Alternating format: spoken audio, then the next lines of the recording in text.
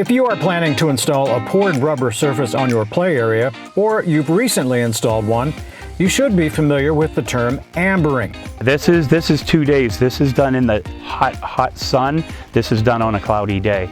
So it shows what the sun does with the ambering. Ambering is a natural process taken from the word amber, a yellowish or brownish clear substance. Think the color of honey.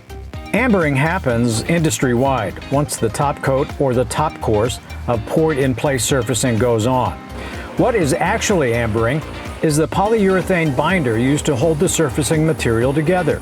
Whenever the sun hits it, it ambers. It turns to the amber color that it is. Then what will happen is it'll wear off with foot play, with expansion and contraction, and then it'll come back to its normal color.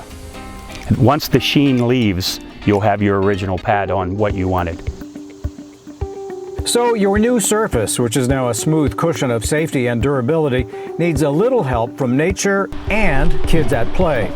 It typically takes 2 to 6 months to break down that thin layer of urethane.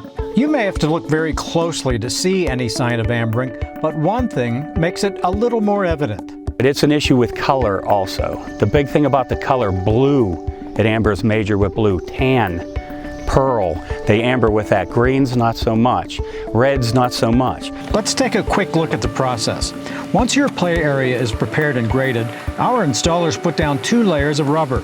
The first one is thickest, made of black recycled rubber.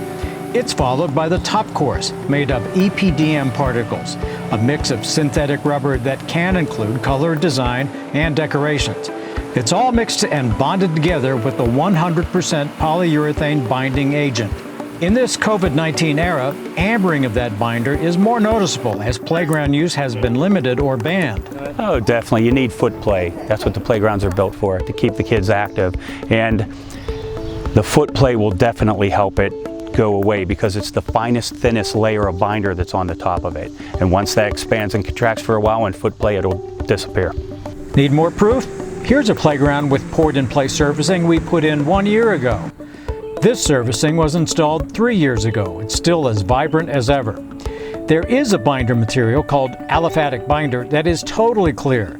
The thin film still wears off like it should, but you just don't notice it because it's clear. And yes, it does cost more. But whatever the material, be assured your poured rubber surfacing is solid, durable, will hold its color, and give you perfect padding for safer play for years to come.